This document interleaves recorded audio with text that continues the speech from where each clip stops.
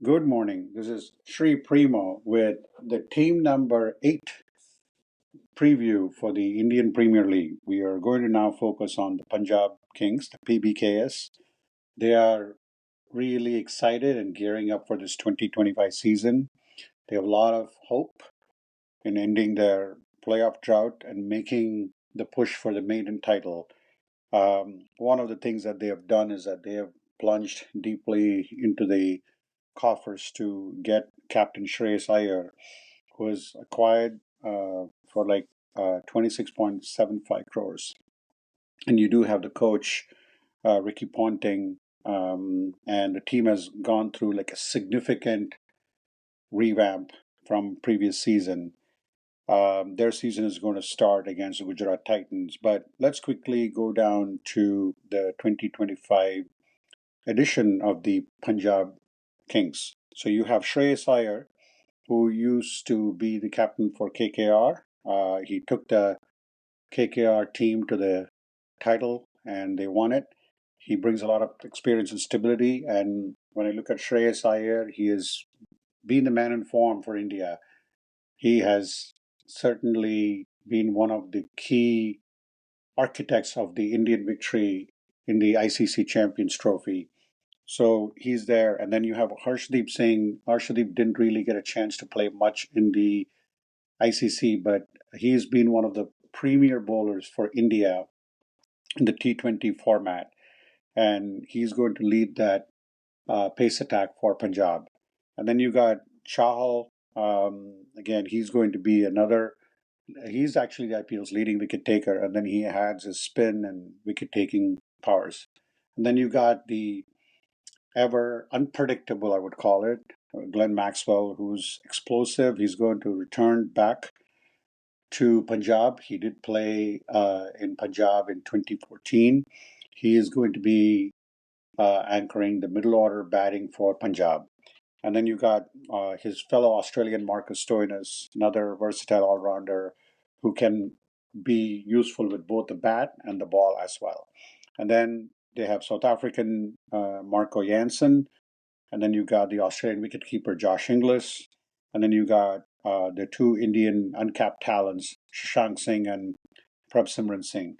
So you also have other players that they do have. They have like Azmatullah Omarzai, who is really a very, I would say, I see big things for him this year in this IPL, and this is definitely putting Punjab in a very, very in a good light and in a trending upwards light. From a leadership standpoint, I think some of the strengths that they do have Shreyas Iyer, who's got, like I said, the man in form. Again, he led KKR to the title, so he's got that experience of how to manage a team in this T20 format. And he's got Ricky Ponting, who's one of the greatest Australian players, um, and Ponting's coaching style and his aggressive nature of how he approaches things will add a lot of credibility to this team.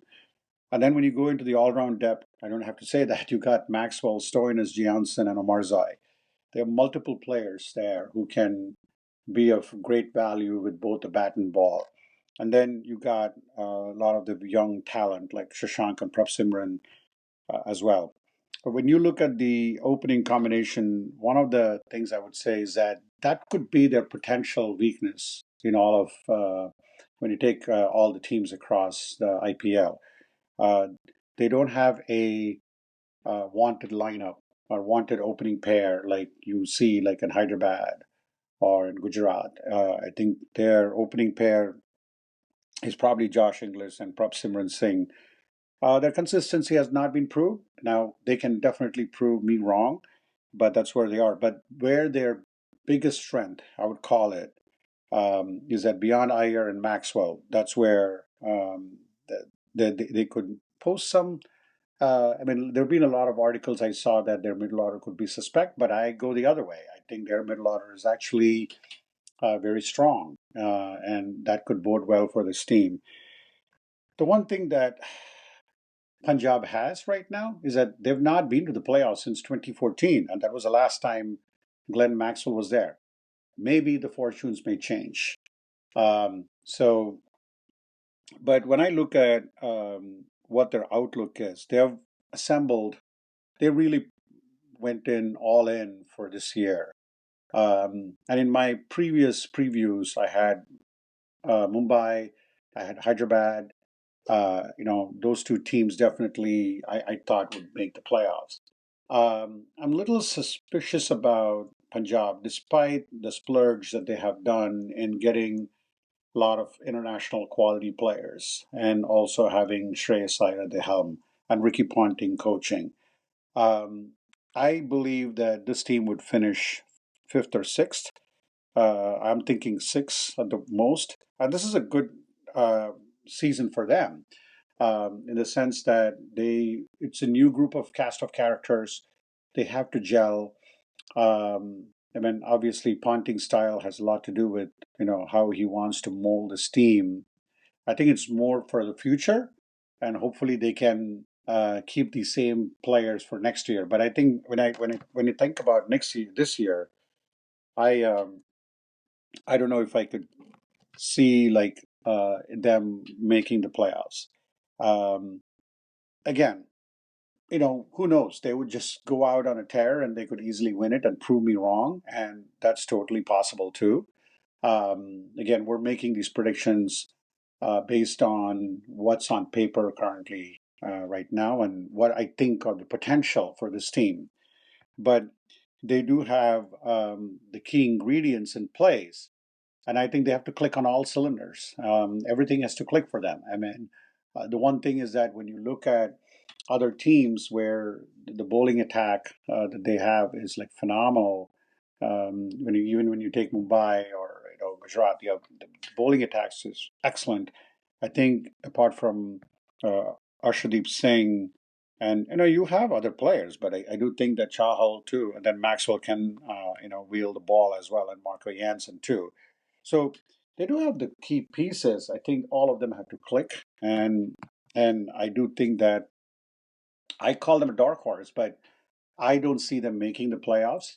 But if they do make the playoffs, I think this is a very exciting team to watch. That's where I would say. I mean, every Punjab game is going to be a must watch in the sense of what Punjab team shows up this time.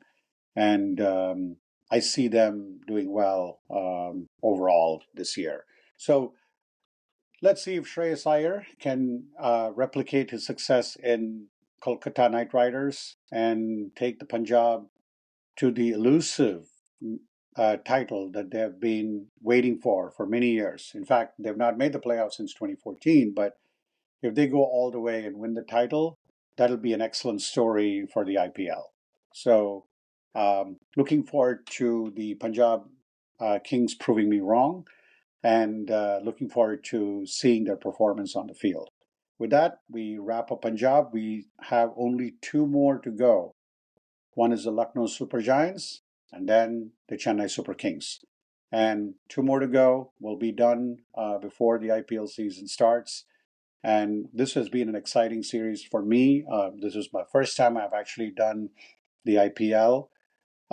So I'm eagerly looking forward to the season starting and then kind of looking at where my predictions are. But more importantly, I want to see a lot of the breakout players that will emerge in this tournament. And especially from an Indian team standpoint, I actually think that we are going to see some gems come out of it. And that's going to be the key for the IPL. So, with that, we wrap up the Punjab Kings and looking forward to their performance on the field. Thanks again for listening, and thank you for supporting this podcast. I've actually seen a lot of uptick in listeners, so I'm thankful to each and every one of you. And have a good rest of the day.